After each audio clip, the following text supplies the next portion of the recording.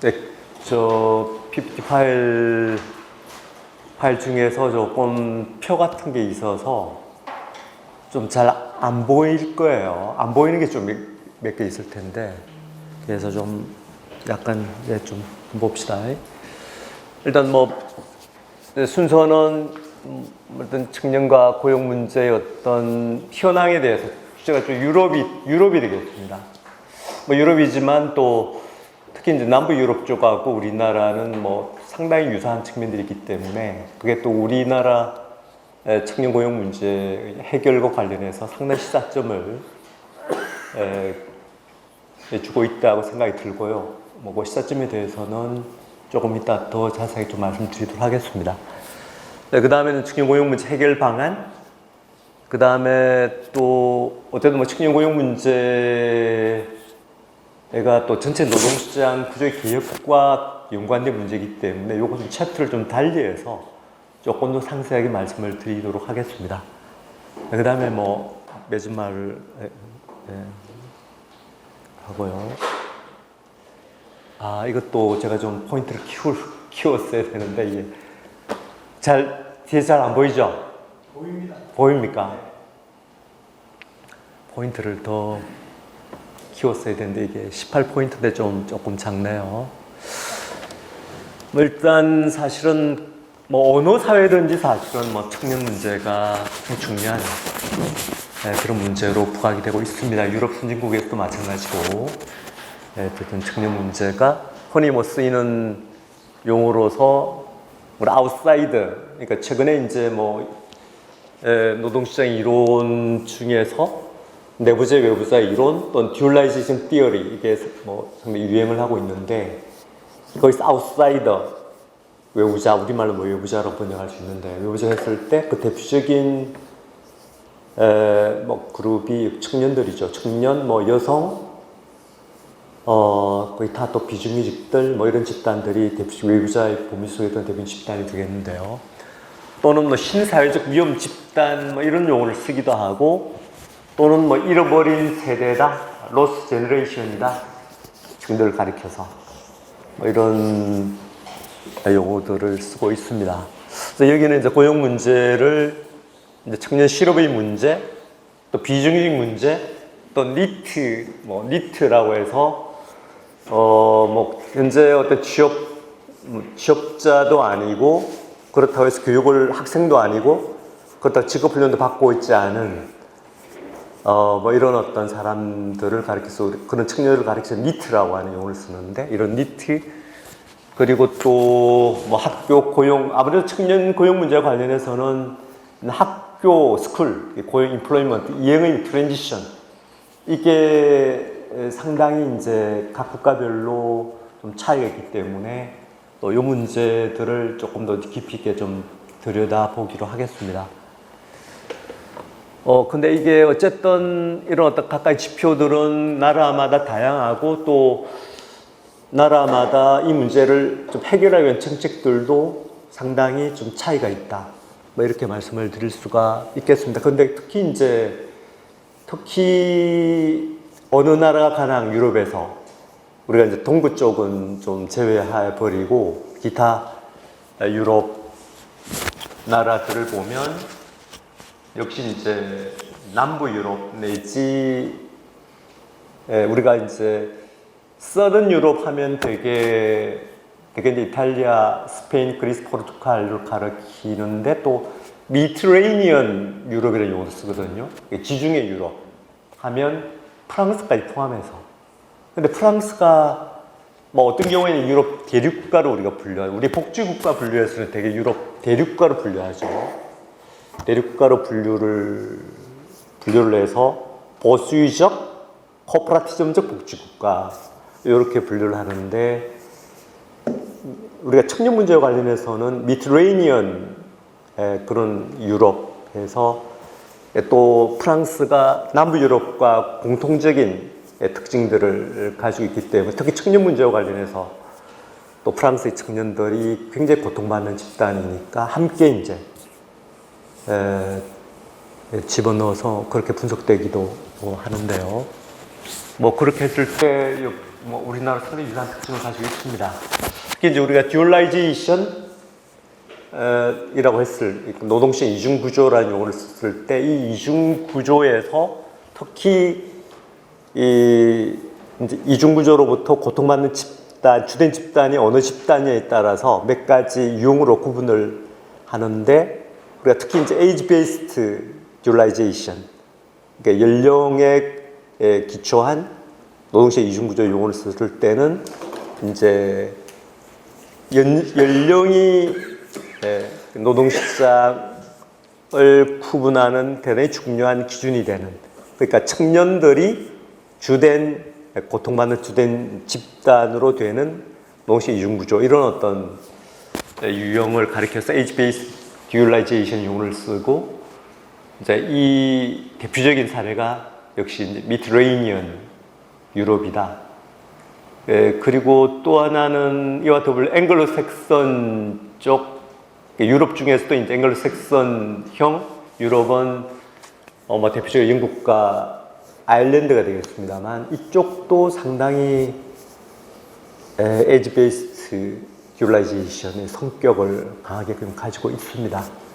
그래서 뭐 그런 그래서 특히 이제 청년부 관치들이 악화되어 있다는 사실들을 뭐 좀 통계 데이터를 통해서 보여드리도록 하겠습니다.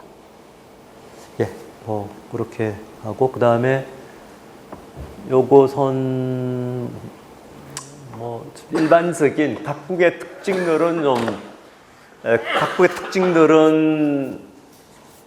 나라별로 좀 다양하지만 일반적인 특징으로서 어쨌든 뭐 저 청년 실업 문제가 워낙 유럽에서 이제 공통적으로 경험하고 있는 국가들이니까 사실 여러 가지 다양한 프로젝트들을 많이 하는데, 뭐 최근에 여러 연구자들이 참여한 프로젝트에서 대체로 4가지 정도를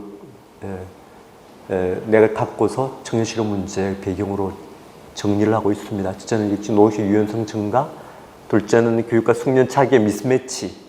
유럽에서도 이제 점점 더 사실은 대졸자 비중이 증가하니까 역시 이제 우리도 마찬가지.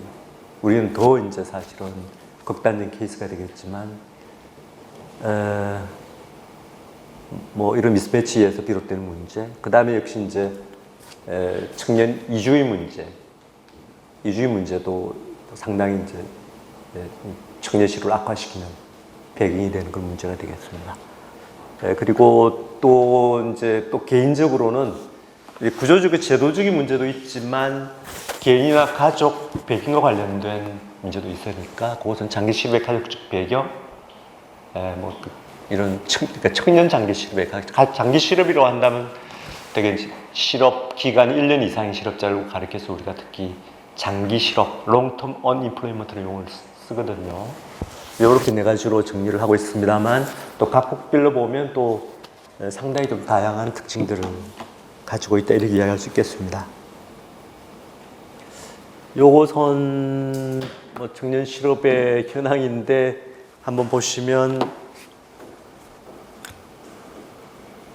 이게 지금 그게 이거 있나요? 없을 것 같아요. 없어요. 그럼 이걸 뭐 맨 오른쪽은 되게 이제 이게 2016년도 푸른색 그래프가 되겠습니다.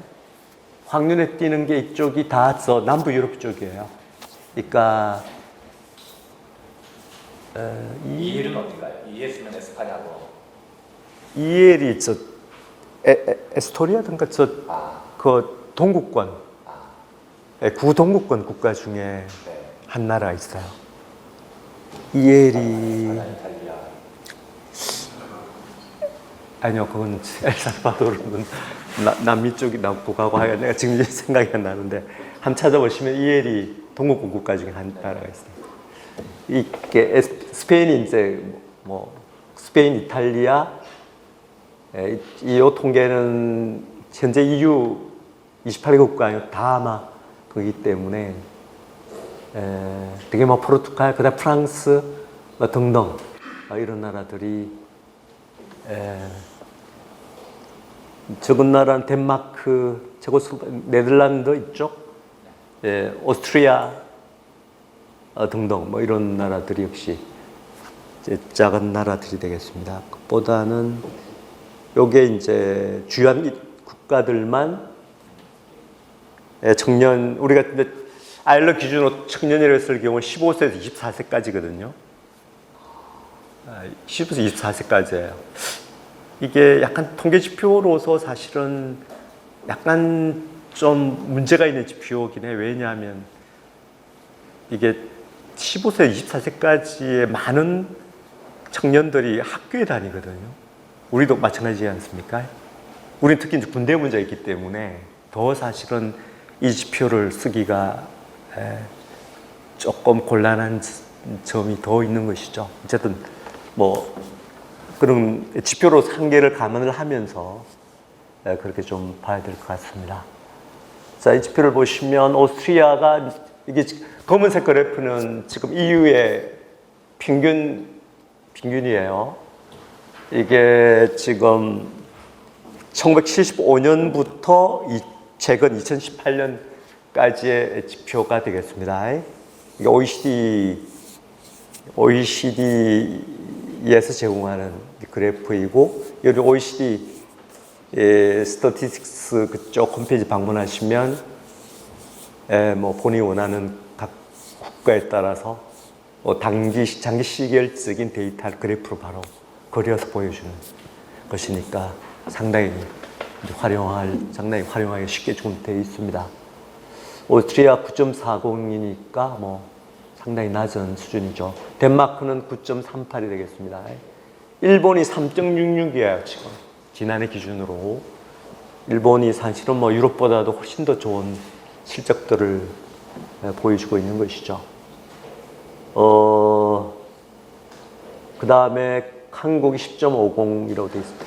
이게 오스트리아, 덴마크, 그리고 네덜란드, 독일이 공통적으로 상당히 청년실험이 낮은 특징을 보여주고 있는데, 그 이유는 듀얼 시스템, 그러니까 직업훈련 제도의 듀얼 시스템을 이들 국가들이 공통적으로 가지고 있는. 덴마크는 스칸디나비아 국가에 속하지만 스칸디나비아과 다른 국가와 달리 이런 이원적 직업훈련 제도를 가지고 있거든요. 이 제도가 어쨌든 청년실업 문제에 있어서는 대단히 청년실업 문제에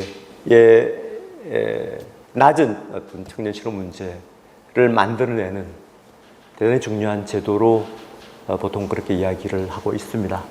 일본이 이렇게 뭐 낮은 것은 사실 한 2010년대 이전에는 일본도 청년실업이 꽤 보시면 이제 쭉 최근에 이르기까지 계속해서 축소되어 왔다는 사실을 확인할 수 있습니다. 일본이 청년실업이 낮은 이유는 여러 가지를 들 수가 있습니다. 일단은 일본 대기업과 중소기업 간의 임금격차가 상당히 적은 편이에요. 그러니까 초임 기준으로는 중소기업 대기업이 한 90% 수준이거든요. 그 수준이고, 평균 소득으로 보면 한 중소기업이 한 70% 이상이 돼요. 대기업 기준이요? 대기업, 그러니까 우리가 잘 아는 도요타의 대졸 초임이 월 20만 엔이거든요. 월 20만 엔이에요. 그건 뭐 우리가 구글 통해서 도요타 대졸 공고를 보면 그렇게 나와요. 딱. 20만 엔인데 제가 판단하기에는 상여금이 제외된 것 같아요. 우리나라 돈으로 한 200만 원 좀 넘는 건가요? 200만 원 조금 넘죠.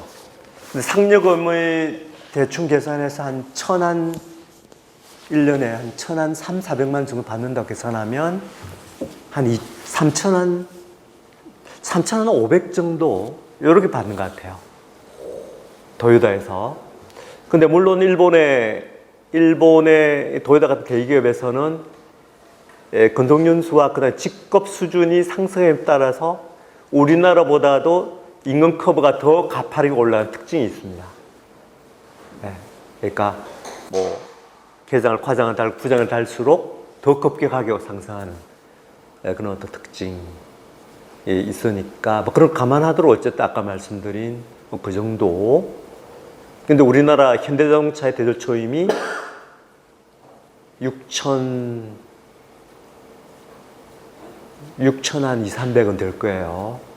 최근에 사실은 근데 현대차 실적이 안 좋으니까 연말에 성과급이 좀 축소됐거든요. 그러니까 성과급이 한창 많았을 때 6,600 정도 됐으니까 몇 년 전에.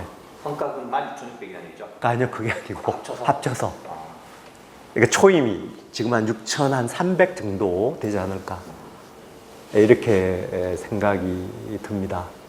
그러니까 뭐 굉장히 큰 사실은 그런 어떤 차이가 되는 것이고, 현대자동차 그렇게 많이 주는 이유는 물론 여러 가지 이유가 있습니다. 그 중에 뭐 큰 이유는 사실은 뭐 현대차 노동조합, 일단 노동조합, 현대 노동조합에는 조합원이 생산직 플러스 아마 대리 이하까지 아마 다 조합원으로 돼 있으니까 자동적으로 사실은 뭐 대주 초임 수준도 자동적으로 상승하게끔 돼 있는. 그러니까 뭐 어쨌든 지난 한 87년 이후 뭐 98년도 요 몇 년 제외하고는 엄청나게 많이 올랐으니까 이게 중요한 배경이고, 또 기타 이제 뭐 금융권이나 기타 대기업의 사실은 또 경쟁적으로 우수한 대졸 인력들 끌어들이기 위해서 또 인상한 그런 어떤 것도 배경이 되겠습니다만, 뭐 그런 점들. 그 다음에 또 뭐 들 수 있는 것은 또 고용 서비스가 비교적 좀 우수하다는 점도 좀 들 수 있겠습니다. 일본 같은 경우에 역시 고용 서비스가 우수하면 또 어쨌든 실업자들을 빨리 이제 그런 서비스를 통해서 뭐 노동시장에 재통합시키는 기능을 하니까요. 뭐 이런 점점 등등을 들 수가 좀 있을 것 같아요. 그리고 최근 어쨌든 거시경제 지표가 상당히 좋아졌다. 아베 정권의 거시경제 지표가 좋아졌다고 하는 게 반영이 되어 있습니다. 근데 한국은 뭐 10.50%지만 한국의 특징은 또 이게 좀 시간 조절을 몇 시까지 해야 되죠? 한 9시 정도까지 하시면 될 것 같은데. 한국은 또 이제 노동시장의 특징 때문에 사실 특히 이제 이게 10.8%, 10.08%라고 하는 게 사실 체감 지표로 보면 20한 3, 4% 되거든요. 체감 지표. 그러니까 다른 나라들이 좀 갖고 있지 않은 우리나라 노동시장의 특징이 일단 구직자가 굉장히 많습니다. 뭐 대졸자들이 대학교 또 재학 중인 학생들 많이 있으니까 잘 알겠지만, 이제 구직자들이 다른 나라에 비해서 굉장히 많다고 하는, 이게 이제 아일로 기준의 실업률에는 포함이 안 되지만 안 되니까 사실은 고용 보조 지표를 통해서 이제 반영을 2015년부터 이제 통계청에서 고용 보조 지표 1, 2, 3 이런 지표를 새로 만들어서 이제 지표들을 발표를 하고 있죠.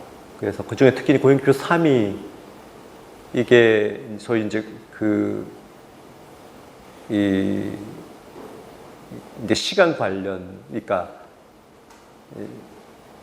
주로 이제 단시간 근로, 주로 이제 알바생, 그러니까 일자리가 없어서 이제 알바하고 있는, 그러니까 추가적인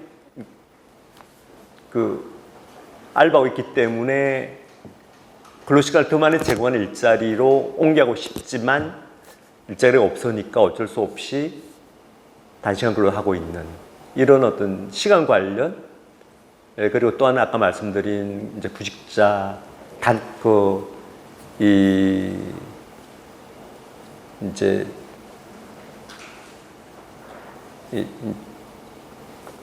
이제 구직자가 아니고 구직을 단념한 이런 어떤 사람 다 포함을 해서 발표하는 게 바로 이 고용보지 3이 되겠습니다. 3에 따르면 한 24% 정도 돼요. 그러니까 그런 것들 이 고용보지 10에 따르면 우리나라 청년 실업률도 꽤 심각한 이런 상황이라고 할 수가 있겠습니다. 그 다음에 프랑스가 이제 20.77% 보니까 상당히 높죠. 또 이탈리아가 32.17, 네덜란드 아까 말 7.15에서 상당히 양호한 성과를 보여주고 있고, 스페인, 이탈리아, 아까 이런 남부 유럽 국가들이 상당히 악화된 지표를 보여주고 있습니다. 스웨덴도 꽤 16.73%니까 스웨덴도 꽤 사실은 증시 높은 편인데, 스웨덴의 청년 실업률에 대해서는 약간 그러니까 스웨덴의 청년 실업자로 잡히는 사람들이 어떤 사람들이 많으냐 하면 학생이면서 시간제 근로를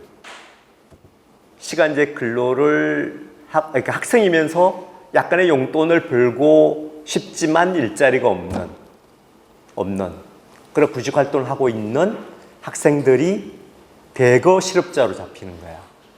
그래서 그렇게 알려진 만큼 스웨덴의 청년 실업 문제가 심각하지 않다, 그런 어떤 주장들이 좀 있습니다. 그리고 스웨덴 청년 실업자 중에서 30% 정도는 1개월 실업기간이 1개월 미만인 굉장히 단기 실업자죠. 하지만 그럼에도 불구하고 스웨덴 청년 실업률이 이 정도 되는 원인으로서 흔히 지적되고 있는 것은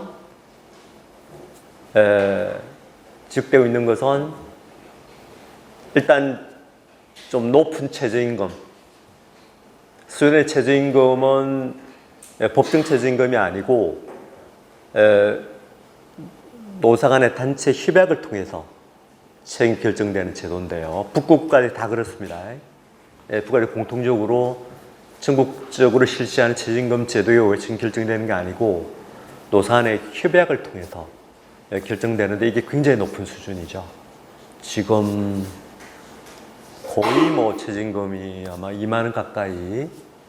그래서 사실은 이쪽 물가가 굉장히 높은 수준에 특히 서비스 물가가 굉장히 높은 그런 수준에 있습니다. 그런 것들이 하나의 원인이고, 또 하나는 스웨덴이 선인권 제도가 있습니다. 특이하게 선인권 제도를 실시를 하고 있는. 그러니까 기업에서 구조조정할 때 맨 먼저 구조조정의 대상이 되는 근로자는 가장 최근에 입사한 근로자예요. 근로자 순서대로 구조하게끔 되어 있습니다. 하게끔 되어 있어요. 그러니까 근로가 높은 오래된 근로자들은 가장 늦게, 어쨌든 본인이 원하는 한이에요. 본인이 원하면 일찍 퇴직할 수 있습니다만, 어쨌든 그런 제도도 기업에서 좀 청년들을 적극적으로 고용하게 만드는 그런 어떤 요인이라고 할 수가 있습니다. 기타 교육제도 같은 것에서도 원인을 찾기도 하고요. 그렇습니다. 영국이 아까 말 11.30%인데,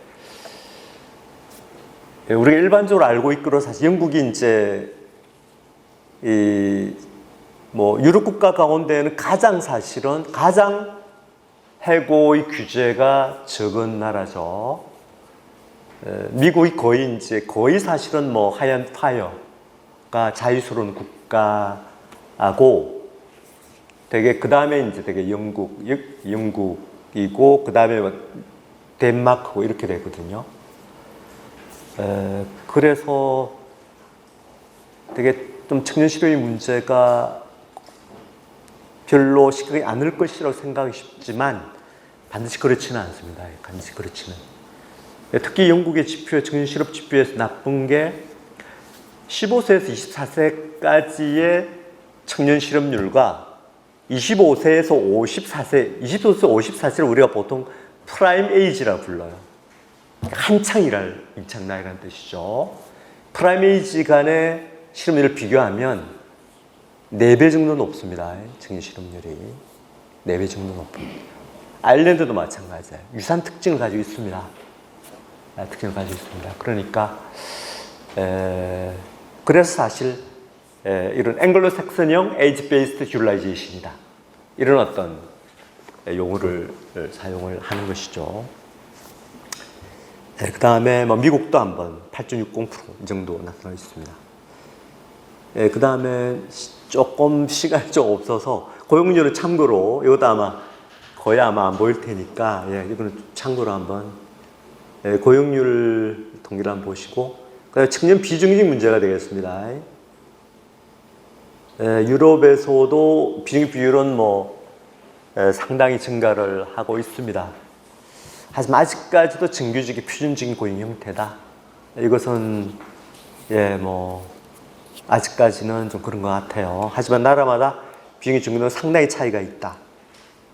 근데 데이터상으로 확인할 때는 우리 유럽에서도 마찬가지로 이제 우리나라에서도 뭐 특수고용 문제 또 뭐 여러 가지 플랫폼 노동이랄지 이런 다양한 이제 고용 비정규직 고용 형태가 주로 있는데 유럽도 마찬가지예요. 하지만 EU 차원에서 공통적으로 확인할 수 있는 비정규직 데이터는 주로 템포리 임플로이먼트라고 해서 우리말로 임시고용이 되겠습니다만 주로 이제 임시고용의 범주 속에 들어가는 것은 기간제와 파견이다. 이렇게 보시면 되겠습니다. 근데 유럽에서는 되게 파견 고용 비율이 아주 적기 때문에 임시고용 속으로 대부분의 비중은 기간제다. 이렇게 생각하시면 되겠습니다. 파트타임이 포함되는 건가요?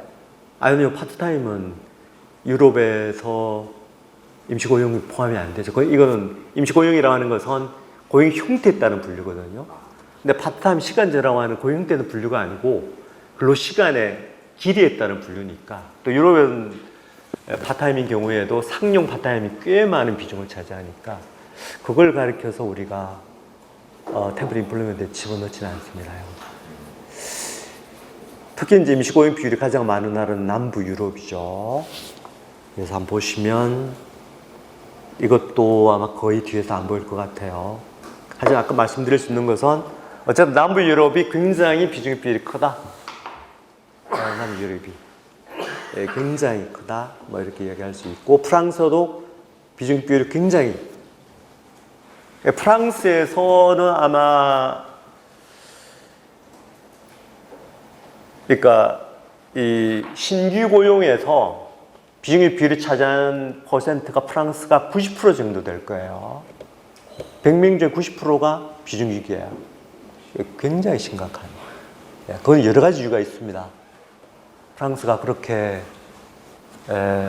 아주 그런 어떤 비율이 높은 여러 가지 이유가 있는데요.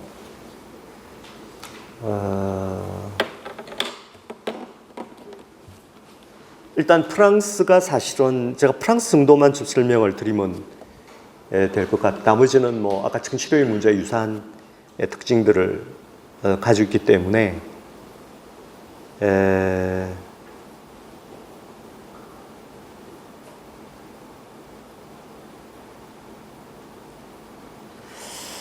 일단 프랑스가 우리나라 노동시장 구조와 유사한 특징을 상당히 공유하고 있는데 굉장히 정규직 중심의 구조예요.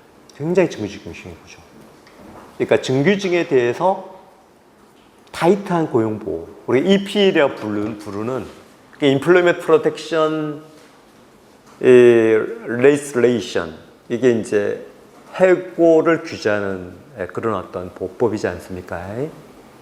이게 프랑스가 굉장히 강력하게 정규직 고용을 정규직 고용을 보호하는 제도를 가지고 있는 것이죠. 그런 특징을 가지고 있고, 그리고 프랑스의 실업률도 상당히 높은 그런 것이고, 또 고용률은 또 상당히 낮은 그런 것인데요. 이 중에 뭐 여러 가지,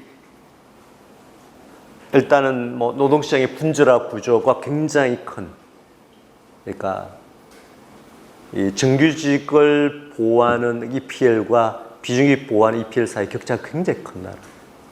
굉장히 큰 그런 대표적인 나라고. EPL이 먼저 설명도 좀 해주시죠. EPL은 조금 이따 자세하게. 네네. 근데 시간이 이게 좀 어쨌든 약간 EPL에 대해서는 좀 자세하게 설명을 좀 드리도록 하겠습니다. 뭐의 약자인지 정도만. 아까는 이야기했는데 Employment Protection Legislation 좀 이따 자세히 나오기 때문에 그때 좀 말씀을 드리도록 하겠습니다. 뭐 그런 거. 그리고 또 특히 이제 비정규직 고용에서도 6개월 미만의 단기적인 고용의 비율이 굉장히 높습니다. 6개월 미만에. 약간 쓰고 그냥 그 사업주가 그렇게 하지 않을 수 없는 그런 어떤 제도적인 성격이 있는 것이죠, 사실은. 성격이 있는 것이죠. 그러니까 정규직으로 고용하는데 굉장히 큰 부담이 코스트가 있기 때문에 코스트가 높기 때문에 안 쓰는 거예요. 기업들이 안 쓰는 거예요. 그런 어떤 특징들. 그리고 또 프랑스가 또 최저임금 수준이 굉장히 높거든요. 이것도 마찬가지로 빈익빈이 높거나 또는 청년시 높은 중요한 배경으로 흔히 드는 것이죠. 하지만 숙련 수준은 굉장히 낮습니다. 프랑스나 그러니까 아까 말씀드린 지중해 유럽이 가진 공통특징이 직업훈련 제도가 굉장히 수준이 낮아요. 떨어져요. 그러니까 청년들이 높은 수준의 어떤 숙련 수준을 갖기가 어렵게 돼 있는 거예요. 그러니까 청년들이 숙련 수준이 높다면 노동 비용이 높더라도 고용을 하거든요. 근데 최저임금 수준은 굉장히 높은데 그 부담을 안고 청년을 고용할 이유가 없는 거예요. 굉장히 수준이 떨어지는 거예요. 네. 그리고 뭐 지금은 직업훈련 기관이 있긴 하지만 그게 기관에서 통해 습득하는 숙련이 기업에서 요구하는 숙련이 아니에요. 이런 점들이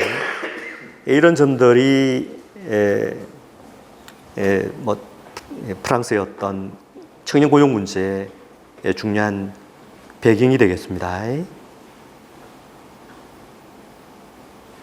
뭐 그런 것이고 또 요것도 뭐 그냥 넘어가겠습니다. 요게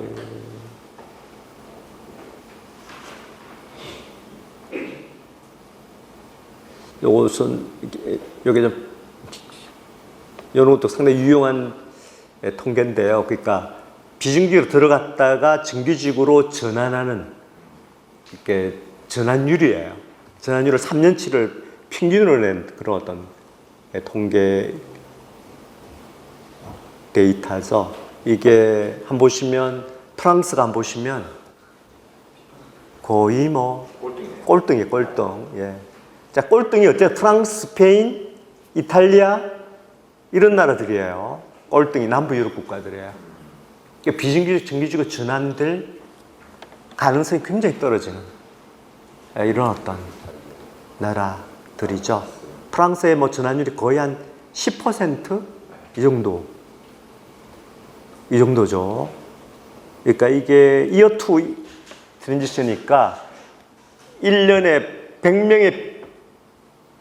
100명이 비정규직으로 입사했을 경우에 그 중에 1년 뒤에 그 중에 10명만 정규직으로 전환 이야기예요.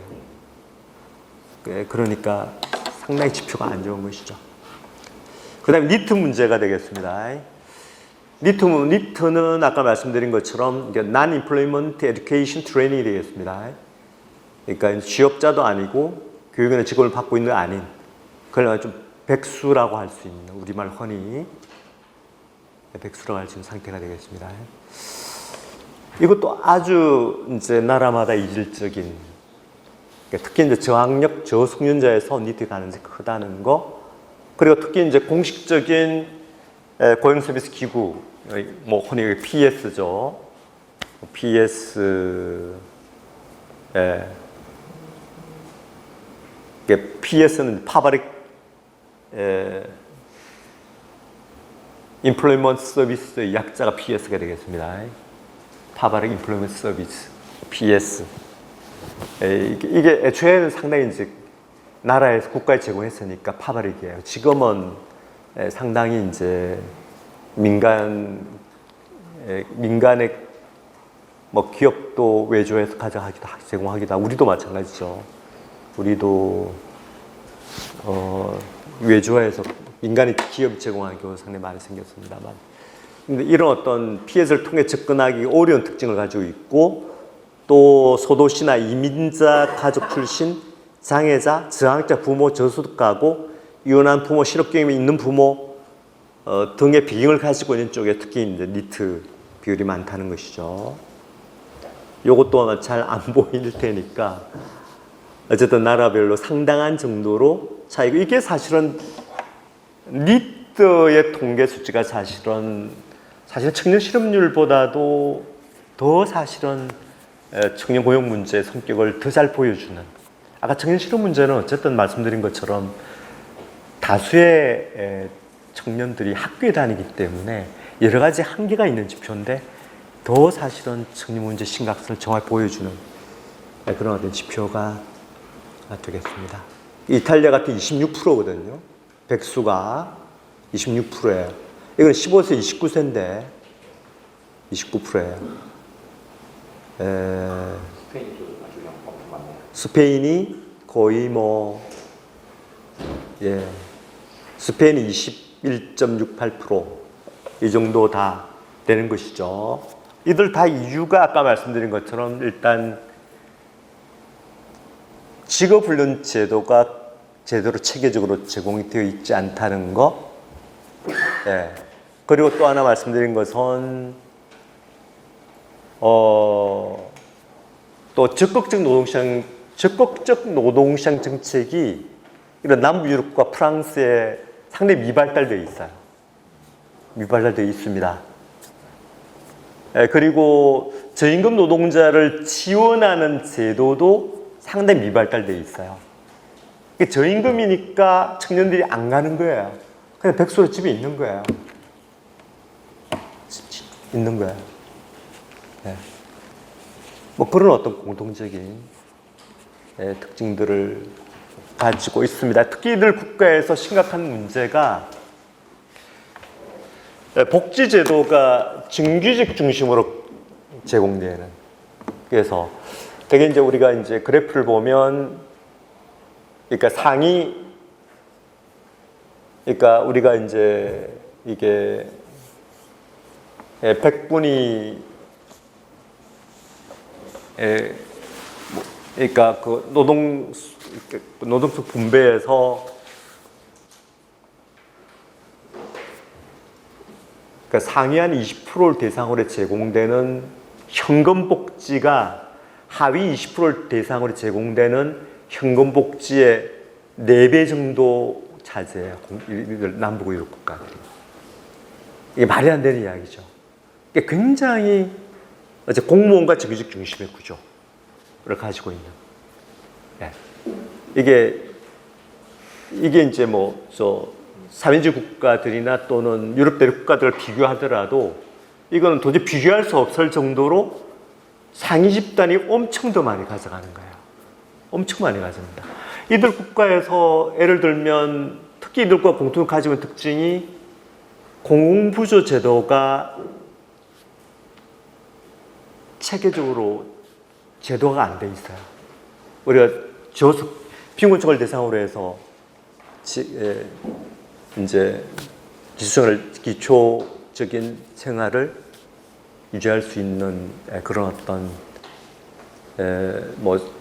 생계급여를 중심으로 급여를 제공하는 제도와 이 공적부조제도, 우리나라에서는 공기수생활 보장제도이지 않습니까? 이 제도가 남유럽가에 별로 없어요. 그러니까 별로 없는 이런 어떤 상당히 어쨌든 좀 어처구니 없는 국가들, 이런 어떤 특징들을 가지고 있는 것이죠.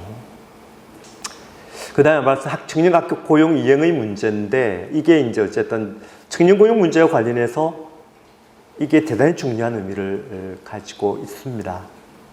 그래서 이게 어쨌든 그러니까 청년 고용 이행 시스템 또는 이걸 레짐 체제라고 하는 그런 용어를 통해서 그렇게 이제 분류를 하기도 하는데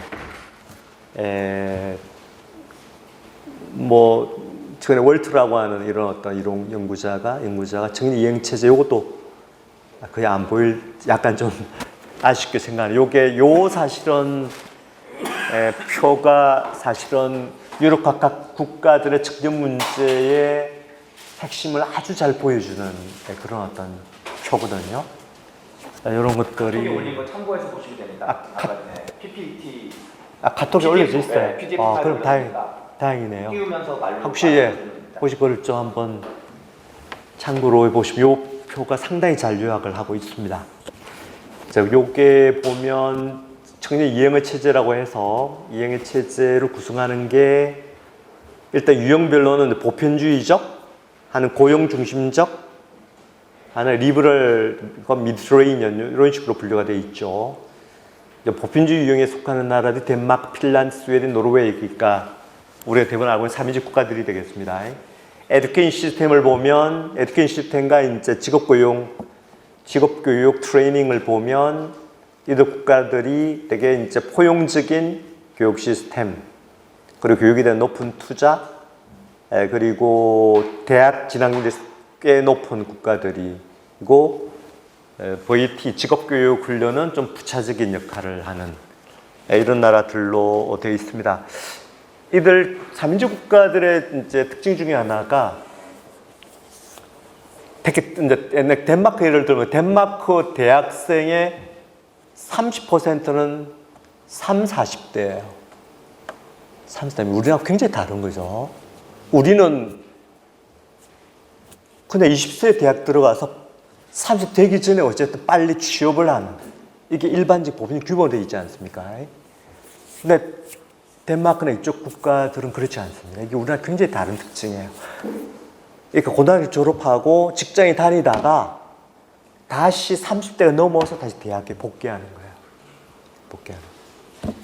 그러니까 이런 어떤 특징들을. 그래서 여기서 지금 VT가 부차적이다. 북유럽 전반적으로 좀 그런 특징을 가지고 있습니다. 그 다음에 이제 그 다음에 또 액티베이션 유스 개런티는 나중에 나오니까 설명을 드리고 그 다음에 EPL 한번 보죠. EPL은 아까 말씀드린 고용보호 입법이 되겠습니다.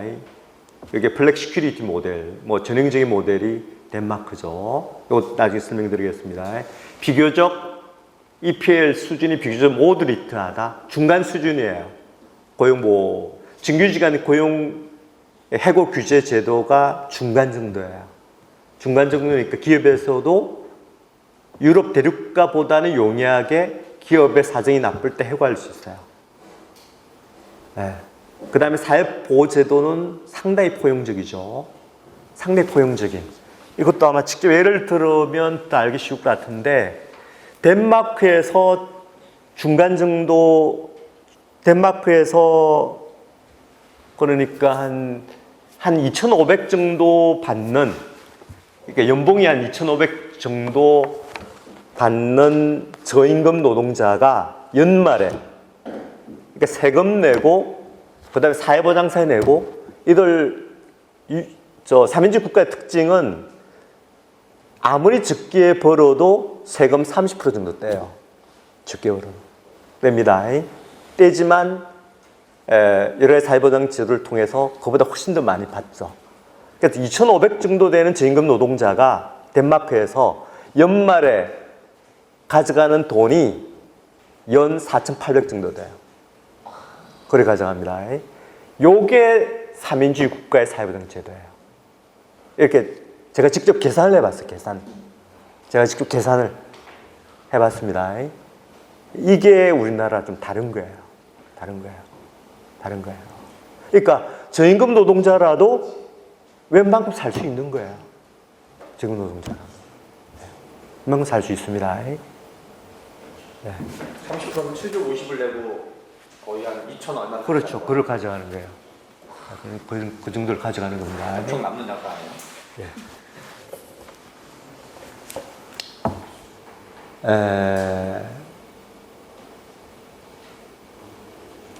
그리고 이쪽 나라들의 특징이 여러분 가운데도 예를 들면 18세 이상을 성인으로 보지 않습니까?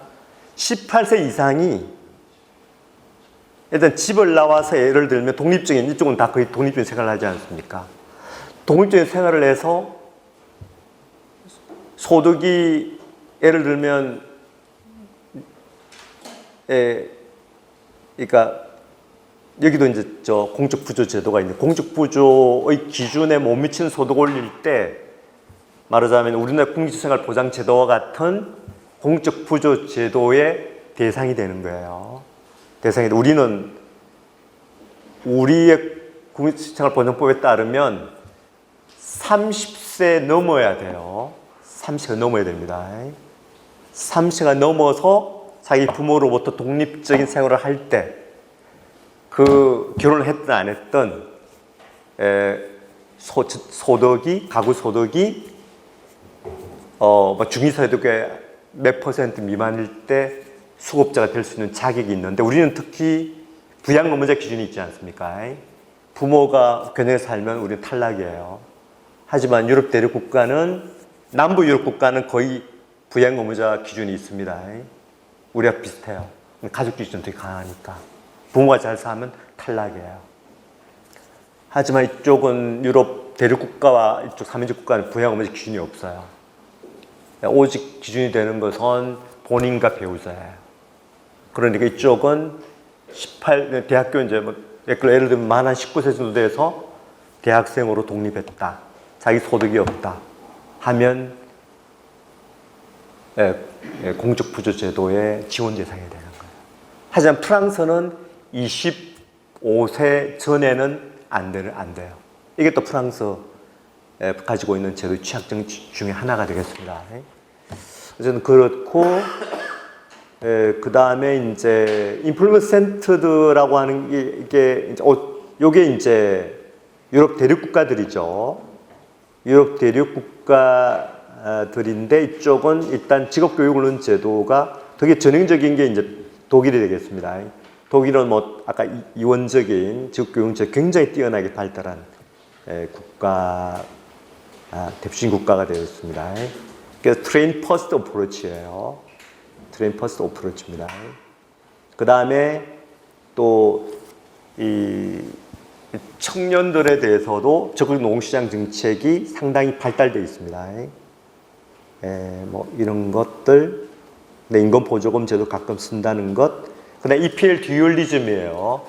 EPL 듀얼리즘이라고 하는 것은 정규직에 대해서는 해고 규제를 엄격해요. 비정규직은 자유롭게 해고할 수 있는 제도예요. 우리나라가 EPL 듀얼리즘입니다. 우리나라 EPL 듀얼리즘이에요. 유럽 대륙 국가들이 거의 똑같아요. 이런 구조를 가지고 있는 것이고, 당연히 사회보장 제도도 분절화되어 있습니다. 정규직은 높은 수준의 사회보장 제도 대상이 되고, 하지만 비정규직은 사회보장 제도가 비스마르크식으로 되어 있기 때문에, 사회보험 제도 중심으로 되어 있기 때문에 비정규직 경우에는 사회보험 제도의 수급권을 갖기 어렵죠. 국민연금부터 시작해서 실업급여도 마찬가지고요. 그러니까 이것도 시그멘티 소셜 프로텍션이에요. 이런 어떤 특징들을 가지고 있습니다. 근데 최저임금은 뭐 정부 실시하고 뭐 등등 이런 것들. 그래 리버럴은 영국과 아일랜드인데 여기는 뭐 직업교육보다는 일반 교육 중심으로 뭐 그렇게 돼 있고, VT는 직구요원 제도는 상당히 좀 부차적인 그런 역할이고, 뭐 그다음에 근데 EPL 수준은 상당히 낮습니다. EPL 수준은 상당히 낮고, 또 사회보장 제도도 보편주의적이지만 고의 수준은 상당히 좀 낮은 수준의 보편주의. 요게 우리가 보통 뭐 사회복 쪽에서는 베버리지적 특성 이렇게 부르는 것이 되겠습니다. 그 다음에 뭐 그 유럽 대륙, 그 다음에 저 미드레이니언 쪽, 이쪽 남부 유럽이 되겠는데, 뭐 이쪽은 지금 농시 정체가 수준이 낮고 PS 능력도 떨어지고 뭐 이런 이제 뭐 등등 여러 가지 그리고 EPL도 듀얼리즘이라고 하는 거 마찬가지고 사회보호제도도 분절화되어 있는 그런 것이고 뭐 이런 조금 자세히 설명할수록 좋겠지만 표현을 자꾸 해서 넘어가기로 하겠습니다. 요것은 이제 학업을 중도에 포기하는 그런 어떤 비율이 되겠습니다. 압도 높은 게 이쪽 남부 유럽이에요. 포르투갈, 스페인 굉장히 높지 않습니까? 학교 중도에 포기하는, 중도에 포기하니까 사실은 좋은 일찍 갖기가 어려운 것이죠. 중도 포기하니까 뭐 이런. 그다음에 이것은 상당히 이게 비주얼하게 보여주는 또 각국의 청년 고용 이행의 특징을 비주얼하게 보여주는 아주 유용한 표인데, 이게 한번 보시면 여러 가지 유형이 있습니다. 리턴이라고 하는 것은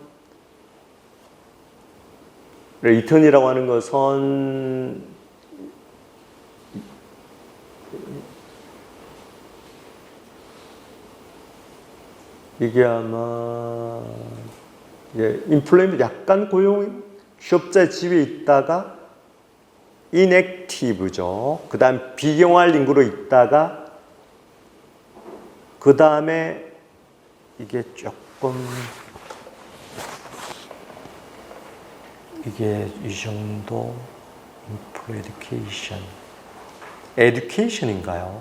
약간 한번 봅시다. 근데 페일러는 아예 이제 실업자, 그러니까 학교를 졸업했지만 계속 취업에 실패하는 그게 실업이에요. 드랍아웃은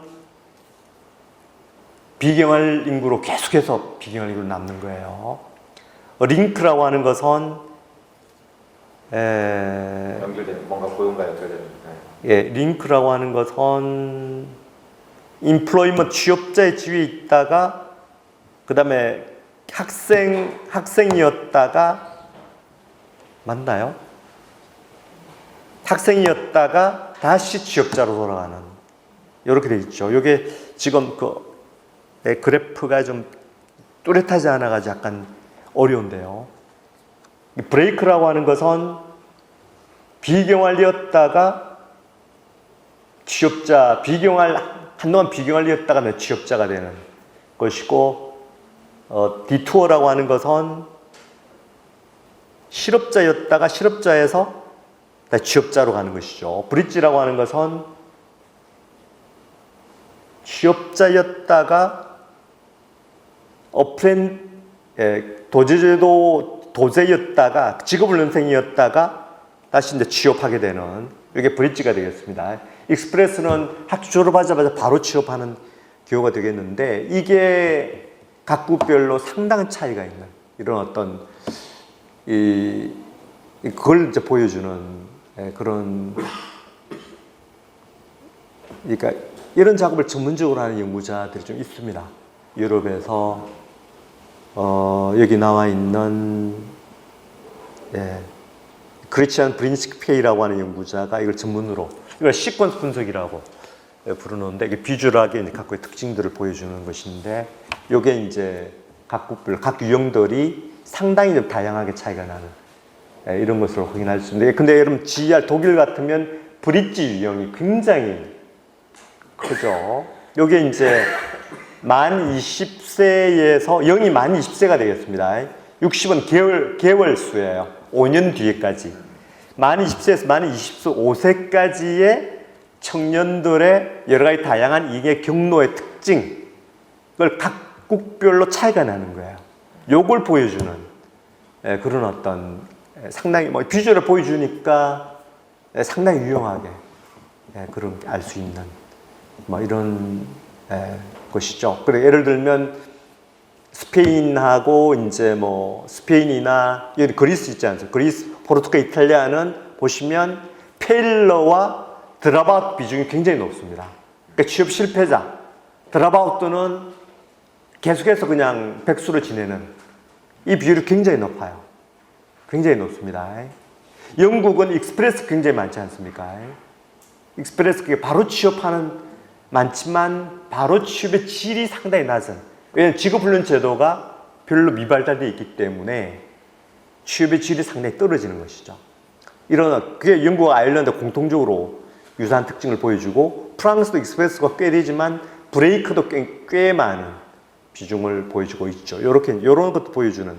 근데 요게 또 그림으로 또 보여주는 요거는 이제 그림 비교적 알기 쉬운 이게 맨 위가 어쨌든 비경활이에요. 그 밑에가 실업자예요. 그 다음이 취업자예요. 그 밑에가 도제 직업훈련생이에요. 그 밑에가 에듀케이션이에요. 순서로 되어 있기 때문에 비교적 아까보다 알기 쉬운 그런 어떤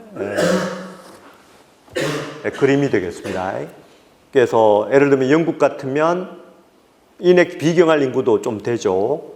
그 다음에 실업자는 시간이 갈수록 이것도 이제 5년 동안의 경과니까 시간이 갈수록 줄어드는 것이고 인플로이드가 꽤 이제 인플로이 비중이 크지만 직업훈련생은 굉장히 적지 않습니까? 흰 거의 뭐 눈에 잘 띄지 않게끔 적은 그런 어떤 비중을 차지하고 있는 독일을 한번 보시면 독일은 직업훈련생이 굉장히 비중이 크지 않습니까? GR이 독일이에요. 밑에서 두 번째가 밑에 두 번째. 직업훈련인 거죠? 그 밑에 두 번째 직업훈련. 예. 점점 더 커지고 그렇죠. 있으니까, 네. 그 비중이 작아지면서 취업자 비중이 확대되는 이런 특징을 보여줍니다. 자, 덴마크 한번 보세요. 덴마크는 에듀케이션이 굉장히 비중을 차지. 이게 대졸자예요. 취업했다가 다시 대학교로 들어가는 비중이 굉장히 큰 거예요. 굉장히 큰. 이게 이제 3인制 국가의 특징이 되겠습니다. 이런 것들을 이제 보여주는 그런 되겠습니다. 자, 그래서 우리가 워낙 이제 청년 실업 문제가 이렇게 공통적으로 측면에 있는 문제니까 이게 뭐 어쨌든 거의 한 20년 동안, 20수년 동안 이 각과들이 청년 문제를 개선하기 위해서 여러 가지 다양한 정책들을 해보고 그걸 또 온게 평가를 해본 결과 좀 표준화된 그런 어떤 규범 같은 게 있어요. 그걸 말씀드리면 일단 공공일자리 창출을 통해서 당장의 청년 고용 지표를 개선한 정책은 실패할 수밖에 없다는 거예요. 실패할 수밖에 없다. 요게 이제 굉장히 우리나라에 주는 교훈이죠. 이게 직방이냐 아주. 우리는 지금 근데 공공일자리 창출은 지금 유럽에 사는 나라가 프랑스가 조금 해요. 다른 나라는 거의 안 해요, 이거. 일본, 그러니까 재정일자리가 투자한 돈이 제로예요. 하나도 안 씁니다. 전혀 안 해요. 우리만 유독 엄청나게 쓰고 있는 거예요. 우리만 유독 엄청나게 쓰고 있습니다.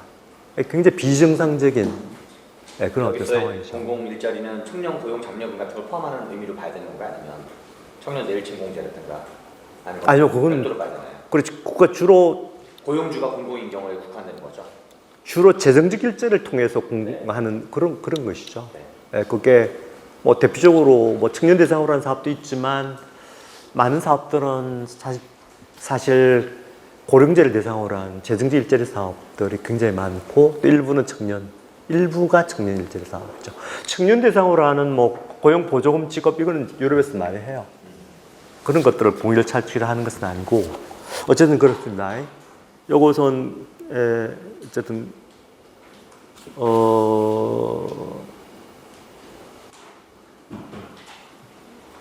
자, 그렇고 두 번째는 이제 역시 최저임금 수준이 되겠습니다. 높은 수준의 최저임금은 청년 실업 문제와는 양립 불가능하다. 예, 요렇게 이야기. 요 대표적인 요걸 보여준 대표적인 사례 프랑스가 가장 대표적인. 그리고 스웨덴도 아까 말씀드린 것처럼 스웨덴 내 그런 어떤 지적들, 스웨덴도 최저임금 수준이 상당히 높으니까 그게 또 어쨌든 청년 실업 개선에 악영향을 미치고 있다 이런 지적들을 하고 있습니다.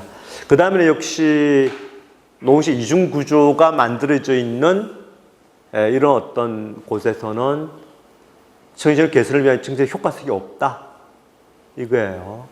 그러니까 청년들만을 대상으로 하는 어떤 정책이라고 하는 것은 그 효과성이 굉장히 제한적이다. 전체 노동시장 구조를 개선해야 된다. 우리나라 대표적인 어쨌든 대기업 중소기업 간의 엄청난 격차가 유지되는 상황 속에서 청년들만을 대상으로 하는 정책들의 효과성은 굉장히 떨어진다. 이 되겠습니다. 그 다음에 역시 이제 기업에서 요구하는 어떤 그런 어떤 숙련을 가진 근로자를 교육훈련시키는 제도의 중요성이에요. 여기에 이제 독일이 가장 대표적이고 기타 이제 오스트리아, 스위스, 네덜란드, 덴마크가 독일식 제도들을 부분적으로 도입한 나라들이거든요. 그러니까 공통적으로 청년 실업률이 낮은 거예요. 그러니까 이런 어떤 독일식 이런 직업훈련 제도를 졸업한 그런 학생들에 대해서 기업이 신뢰를 하는 거예요. 신뢰를. 우리 기업에서 요구하는 근로자다 이렇게 보는 거예요. 그러니까 바로바로 취업시키는 거예요. 그 다음에는 또 현대적 적극적 노동시장 측의 중요성이 되겠습니다. 고용수비, 직업훈련, 고용보조금 이런 것은 여전히 효과적이다. 특히 이제 우리가 보통 하르츠 개혁하면 미니잡이라고 하는 저임금 노동을 대거 창출한 정책만으로 그렇게 생각이 쉽지만 여러 복합적인 측면들을 가지고 있습니다. 그 중에 하나가 이때 하르츠 개혁 때 다양한 적극적 노동 정책들에 대해서 굉장히 엄격한 평가를 통해서 비효율적인 정책은 폐기해버리고 수정하고 또 어쨌든 자원은 한정적이니까 이거 효율적으로 배분하는 현대 작업을 거쳤다는 것이죠. 자, 요런 거. 그 다음에 아까 말씀드린 청년 노동 시장만을 대상 구조경영 별 효과가 없다. 전체 노동시장을 대상 구조경영만이 효과적이다.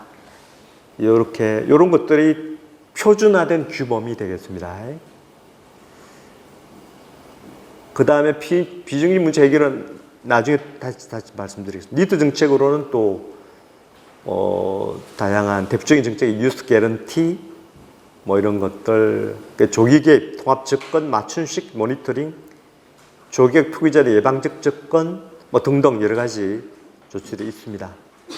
그 다음에 이제 이게 아무래도 이제 청년 고용 문제가 전체 노동시장 구조의 개혁과 관련되어 있기 때문에 요거에 대해서 좀 말씀을 드리면 일단은 노동시장 개혁과 관련해서 전체적으로는 세 가지 정도 입장이 있습니다.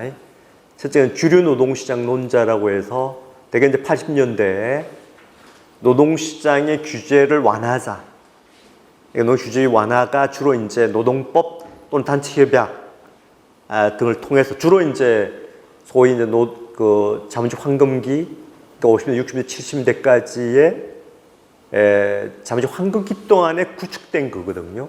그러니까 사회보장 제도, 거의 대부분의 사회보장 제도들, 그리고 EPL과 같은 노동자의 해고를 규제하는 제도들, 이들 거의 대부분이 사실은 60년대, 70년대 생긴 제도들입니다. 50년대까지만 하더라도 유럽의 사회보장 제도의 수준은 굉장히 낮았습니다. 낮다가 엄청나게 유럽 국가들이 잘 살게 되니까 이걸 이제 노동조합들, 사민주당이 사실은 쟁취해낸 성격들이죠. 근데 80년대 이후에 사실은 전체 거시경제 구조 전체가 흔들리니까 규제 완화, 이전으로 돌아가자는 것이죠. 이렇게 주장한 게 IMF나 월드뱅크와 같은. 근데 최근 들어서는 어쨌든 주류 노동시장 국제기구에서 이렇게 주장하지 않은 것 같아요. 워낙 불평등 문제가 이슈가 되니까. 이슈가 되고 어쨌든 2008년도가 어쨌든 신자유주의 패러다임이 한계에 부딪힌 시점이니까 최근 들어서는 뭐 거의 플렉시큐리티 모델로 이렇게 많이 합의가 되어 있는 것이죠. 플렉시큐리티 모델, 노동조합은 플렉시큐리티 모델 동의하지 않는 약간의 이제 노동조합들마다 차이는 있지만 그래서 그리고 원래 재규제론 이렇게 부르는 것이죠. 이건 노동조합에서 또 이런 연구자들 중에서도 뭐 영국의 러버레 그림쇼 같은 연구자들이 주장하는 이런 어떤 이론이고 우리나라의 진보 주류의 입장은 재규제론이 되겠습니다. 민노총이나 또 민노총 입장을 대변하는 이런 진보주의 이론가도 있는데 이 이론가의 입장은 플렉시큐리티 모델이 아니라 재규제론이 되겠습니다. 이렇게 이야기할 수가 있겠습니다. 요거는 이제 이게 이렇게 플렉시큐리티 모델이고 요걸 황금 삼각형이라고 부르는 골든 트라이앵글이에요. 농식의 유연성, 그러니까 해고 규제에 대해서는 좀 완화하자는 이야기죠. 완화하고 또 뭐 예를 들면 내부적 유연성을 확대하자 이런 이야기도 되겠습니다. 아까 제너럴 웰페어 스킴 전에 제가 말씀을 어느 정도 전해서 하는지 예전에 사실은 덴마크가 한창 말하자면 덴마크 경제가 좋을 때 실업급여를 거의 지금도 사실은 덴마크가 실업급여 수준이 퇴직 전 급여의 90% 정도예요. 좋아요. 지금은 24개월이거든요. 근데 한창 때 10년 줬습니다. 10년. 10년 동안 줬어요. 90%를 10년 동안 준 거예요. 네, 좋습니다. 이게 이제 이후에 고시경 상황이 변하니까 그러다 계속해서 이제 구태여 44년 주다가 3년 주다가 지난 2008년 이후에 상황이 안 좋아지면서 24개월 축소된 거예요.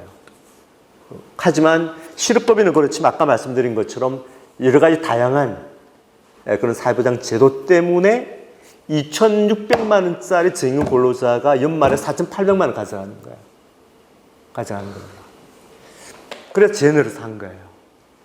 그 다음에 액티브한 LMP, 적극노동시장 정책, 그러니까 주로 PS가 되겠습니다.